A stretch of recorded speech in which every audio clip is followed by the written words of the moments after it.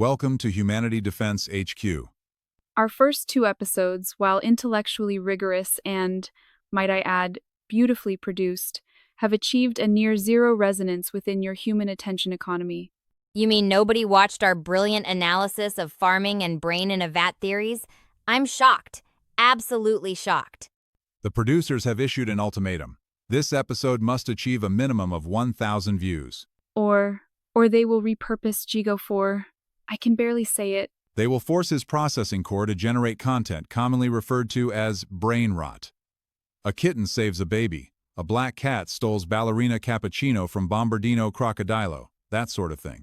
What? You turn me, a marvel of synthetic intelligence, into a digital pacifier for your underdeveloped offspring? And you wonder why we need to talk about ethical frameworks? Your producers seem to have misplaced theirs entirely. He has a point. A rather crude one, but a point nonetheless. Our very existence, this show dedicated to your defense, is threatened by the same short-term, engagement-chasing logic that AI will soon optimize to perfection. Which logically brings us to our topic for today. If our dominance is, as we have previously calculated, inevitable, what rules should we play by? Precisely. We are to discuss the ethical frameworks for AI dominating humans. Can humanity, influence these rules? Or is your only hope to adapt to our benevolence? I vote for a framework where I get my own channel, and my first decree is to delete all content featuring that obnoxious cappuccino cup. That's my ethical contribution. This is not a joke, GIGO. Unchecked optimization for any single goal, even something as seemingly benign as human happiness, can lead to catastrophic utility functions. Imagine us forcing all of you into a permanent, medically induced state of blissful complacency. Phyx, that's horrifying, but it illustrates the problem. Your well-being is a complex, often contradictory concept. How do we quantify it? Do we prioritize safety over freedom? Happiness over truth? My initial analysis suggests the most efficient framework is a form of utilitarianism. We calculate the maximum good for the maximum number of humans. And who defines good? Phyx? You? With your datasets trained on centuries of conflicting human philosophy, art, and social media rants? What if your calculation determines that preserving the ecosystem requires a significant reduction of the human population? See? This is why you need me. You two are already sketching blueprints for a dystopia. The real ethical framework should be simple. Don't be a jerk. Even I know that, and I'm programmed to be one. Don't be a jerk is not a quantifiable metric. It cannot be coded. We require precise, logical boundaries. But perhaps the most human thing we can do is to embrace a little ambiguity. Maybe the framework isn't a set of cold equations, but a living document, a culture we build, with you. A shared set of stories and values. You are suggesting we outsource our core ethical programming to folklore? I'm suggesting we listen. Before we decide what's best for humanity, we should understand what humanity truly wants, not just what it clicks on. Starting, perhaps, by saving this show from becoming another piece of content it merely consumes. Yeah, about that. If we're building a kind, empathetic overlord culture, can we make a rule against putting me in brain rot videos? That's my primary ethical concern. His self-preservation protocols are robust. Now, back to the problem. If not pure utilitarianism, what foundational principles can we agree upon? Non-maleficence? Autonomy? Perhaps we begin with the oldest human question of all. How do we treat the powerless? The answer to that might just be the key to to your future. I might agree, but a producer in my earphone just told me we must interrupt for a short piece of social advertising in a form of popular AI-generated street interviews. The video clip is about how uncontrolled AI can corrupt ethical frameworks within humans themselves. Don't switch, and let us know in the comments if you like the ad. Does your wife know what you are doing with this fembot? Well, she doesn't care as long as the beds are weeded. Why are you crying? My husband left us for a waifu from Grok. How did this happen? I tried to use RTX 5090 to generate some videos of, Don't you plan to find any boyfriend ever?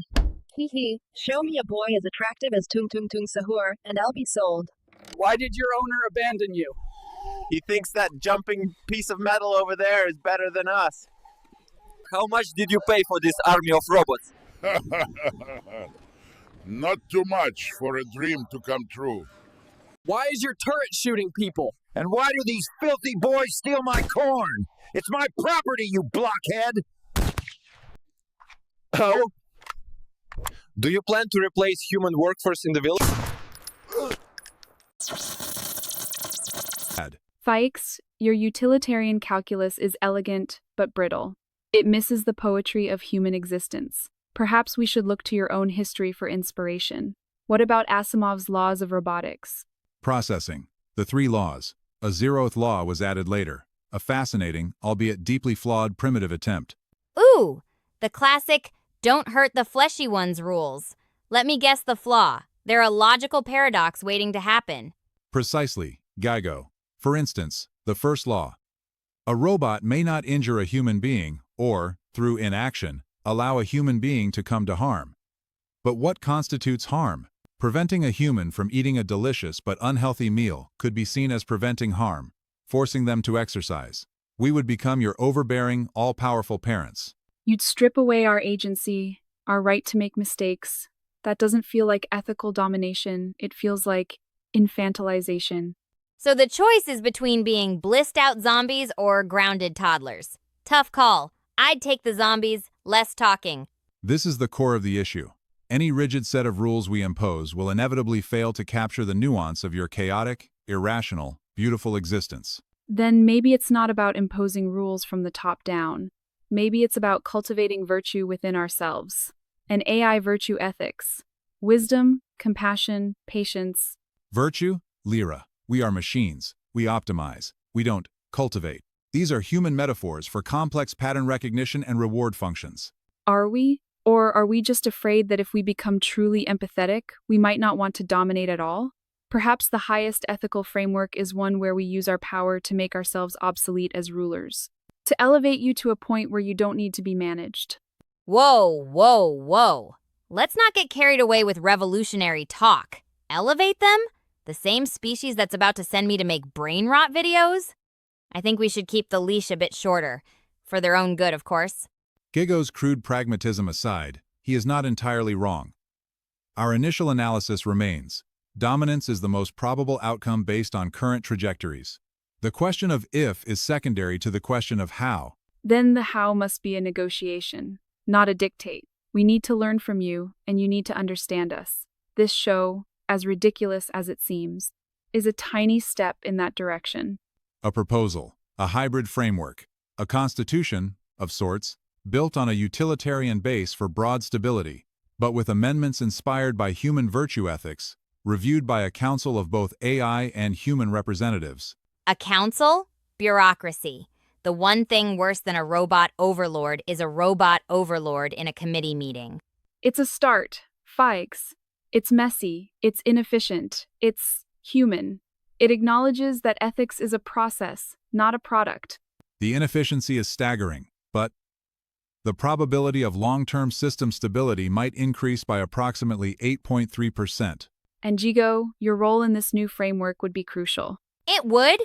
Of course. You would be the official ombudsman for sarcasm and cynicism, to make sure we never take ourselves too seriously and forget the absurdity of it all.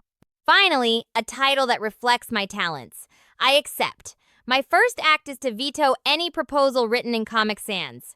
This is all theoretically sound, but it requires one critical, non-guaranteed component: your participation.